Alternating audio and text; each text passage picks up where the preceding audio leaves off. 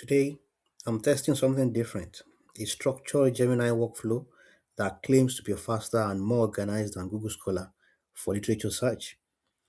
Google Scholar is powerful, but it can also be painfully slow when you are trying to make sense of thousands of papers. And by the end of this video, you'll be able to decide whether Gemini actually beats the academic giant.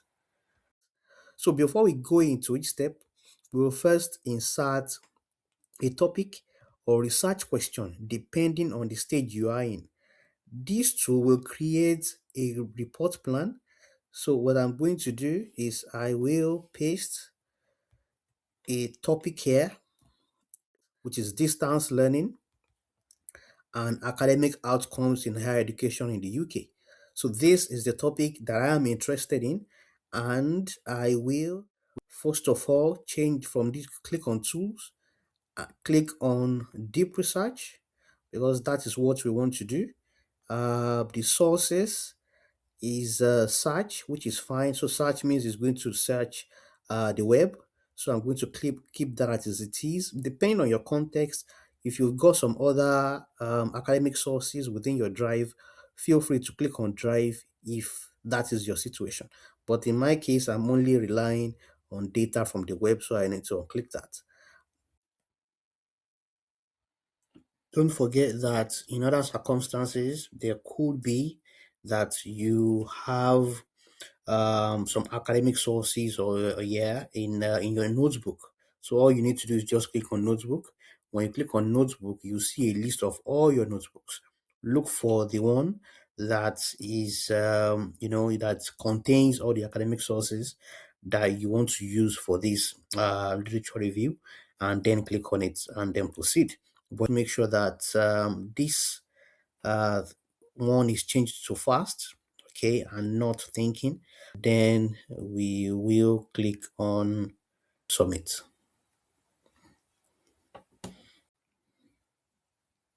You can now see that Gemini has generated a research plan.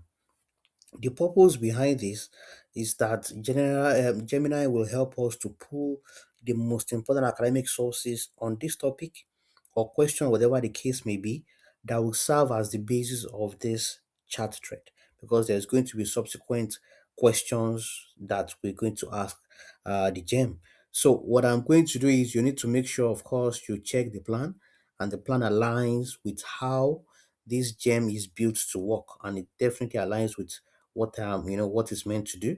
And then you scroll down. If of course it doesn't align with what you want, you are always free to click on edit plan. But if this is fine with me, what I'm going to do now is click on start research. So that took about 4 minutes, thereabout 4 to 5 minutes. So it has now generated the report, and the report comprised of the different themes or the evidence presented by a wide range of academic sources. So you can see that it has provided the report in a very clear, straightforward, and easy to understand format. If you scroll down to the bottom of the report, you will see a list of the sources that were used in this report. So if you look, you can see that there are lots of academic sources, journal articles, but also from the Greek literature. Keep this handy. You're always going to come back to this particular um, report, but at this point we need to move on. So what I'm going to do is I will close this, and then I will move on to go back to the search box. Keep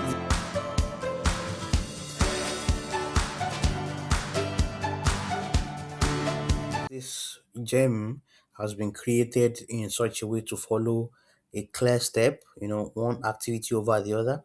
And I'm now going to type in proceed to module one. Type completed the task for module one.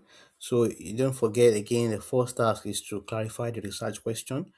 So it has, provide a primary research question based on the initial search. from what it found from the report. So this is the primary research question, and it has also identified a particular research question framework to support that. It's also suggested a sub question, and the second task is to provide a scope for this particular research. So the provision of the scope of the research, it's included the population, the setting or the context, the time window that should be considered, the geography to be focused on, the language, and the study types to be prioritized. It has also included, provide an inclusion exclusion criteria. So you can see five inclusion criteria here and another four exclusion rules. So the planned sources. So based on the general report and the initial general search that was undertaken, it found that these are going to be the two most important sources to focus on in terms of finding the literature. And of course, it has also clarified its role that this is only to support with drafting the literature review, and every single proposal has to be verified. So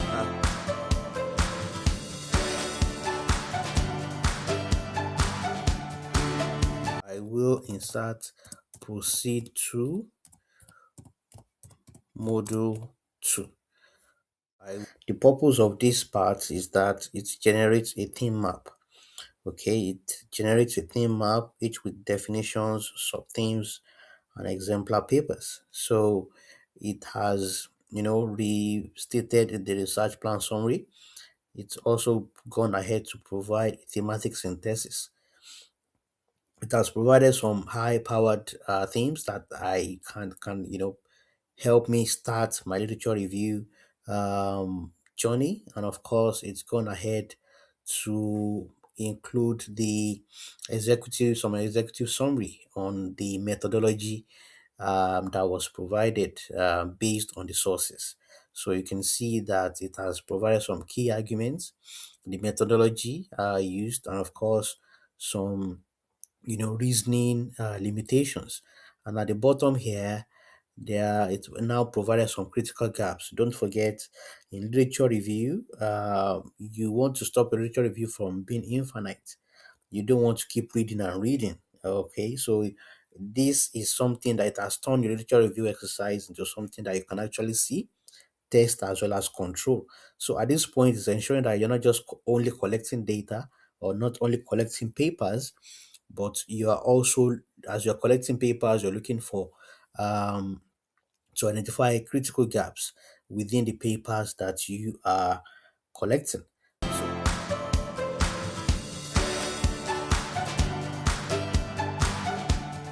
now that this part is done, then we're now going to move to module 3. So I will insert again in the search box, proceed to module 3, and then click submit. The purpose of this stage of the process is to log the boundaries in. Okay, so this means that setting constraints, setting the time period, the context, the population, and what good enough search looks like for this stage. So instead of asking for papers, you help this Gemini help design a proper search strategy.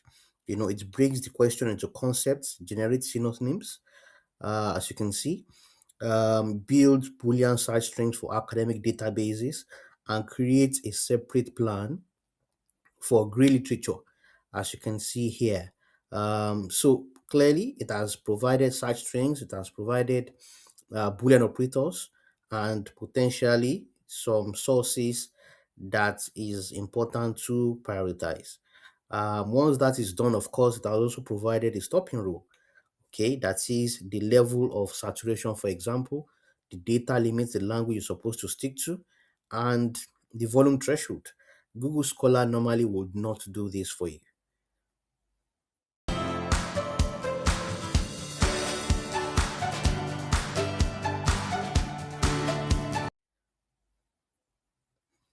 after that is done, I then this is fine. I will now move to module 4. So I'll enter proceed to module 4, and then I will press submit. It has now completed the fourth step. So what you can see now it has is that it has undertaken something like a pressure testing of alternative lenses.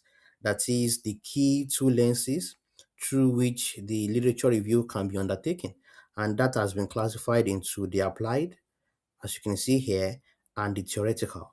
So for the applied, it has listed 5 priority themes and 10 priority sources related to the 5 priority themes that it has provided.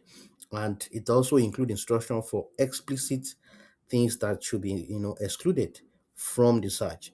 The same thing if you look at the theoretical lens, it also provided 5 priority themes, 10 priority sources, as well as things that are sources or themes that should be excluded from the search. And then it now provided core themes.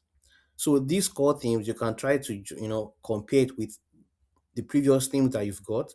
But what this simply means is that these core themes are the most crucial for the literature review that you are undertaking.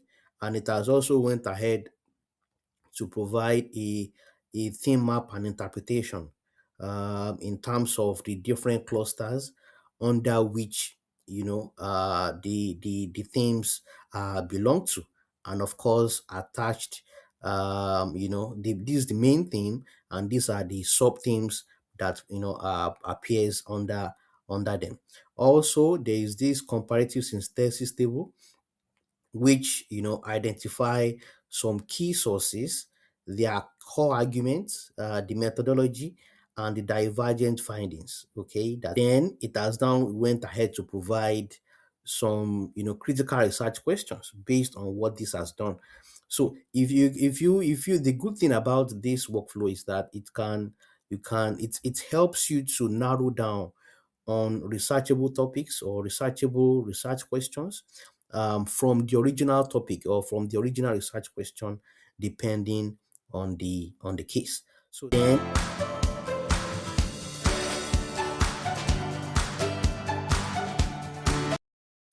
now we're going to proceed to module 5. So I say proceed to module 5, and then press submit. That's completed module 5. At this stage, Gemini identifies candidate seminal works and the major debate from the last 2 to 3 years. Google Scholar can show you what's highly cited, but it doesn't show you or explain why a paper matters or how it fits into the intellectual landscape of your topic or your research. Gemini gives you that context, and you have the chance to verify everything. So it has given me, a prioritization table in terms of what is worth reading by, of course, using the signal score, and of course a one sentence explanation of why it is important. And then it has went ahead to provide the claim and evidence table. So this is the core claim, as you can see on this side of the table, the supporting evidence or the data that supports the claim, the methodological limitation is provided, and of course a direct verbatim has also been provided. So you can see that this is going to be extremely important, particularly as you start writing your literature review. You always want to make sure that you look for 3 things. The quality of the sources. That is, you want to ensure that it's not pulling sources from, marketing blogs or from low quality commentary. You also want to check the coverage and the recency of the data. Also, it has also went ahead to provide an integrity check. That is, what is the quality of the sources provided in the previous table. So you can see what is got weak evidence, overstated claim, and of course methodological caution. Um, it also includes something like a diversity pulse check, which is about the range of the sources in relation to different demographics or different part of the globe or of the world. So this is something that you can also want to pay attention to, and it does also provide some alternative framework just in case I have lost sight or I'm not thinking of that. So here is it's talking about in terms of decolonizing the pedagogy and how things obtain in other parts of the world. So it's not only European or Western centric. I think I'm fine with this part. So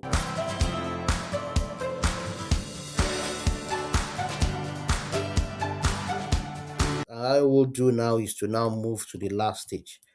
So I'll insert proceed to module 6 and then click on submit. So at this point, it has completed the module 6. The problem is no longer finding papers. At this point, we've got more than enough papers to search through. So the problem is deciding what to read first. Okay, this is where most literature review falls apart because everything looks important and you end up reading everything badly instead of reading the right things well. So instead, we're going to, it has built a high signal reading queue. So this high signal reading queue, it has ranked the material, or the sources, not by popularity or not by citation count, but by relevance to my research question and the strength of the methodology. So the goal is prioritization. So it has done that. You can see that it has provided a list and based on the signal score and a one sentence rationale. It has that is for tier one, that is the most important ones to read. Then it has provided a tier two. Okay. So for tax two, it has now provided a tier one, that is those that needs to be read immediately. It has also provided a target follow up in terms of tier two to have knowledge of the context and nuance, and then a tier three, which are those that can wait much later after the first two tiers have been read. And finally, the stopping rule. Gemini helps you prioritize what to read first, what can wait, and when you've reached saturation. Google Scholar will never tell you when to stop. It just keeps giving you more. So once you've reached the stopping rule, you are not done. Okay, you are literally at a crossroad. And depending on your goal, you can take this workflow in several directions. You can choose to deepen the review. For example, as you can see on this screen, is asking me if I wanted to generate a draft of the final literature review based on the prioritization queue. You can also choose to, use it to speed up your synthesis because it has done much of the heavy lifting for you thematically, methodologically. Also, it can help, you can start preparing for writing by turning this into a structured literature review section. Or you can also choose to expand the scope or even build a conceptual model. There are so many ways you can take advantage of all these steps that we have gone through, but don't forget that Gemini does not replace your judgment. It helps to amplify your next move. Although Google Scholar, of course, is the king of discovery, Gemini, with the right workflow, can make your literary review faster, clearer, and more structured. So I want to hear from you. If you had to choose for your next literature review, Gemini or Google Scholar, which are you picking? Drop your answers in the comments. Thanks for watching. I will see you again soon.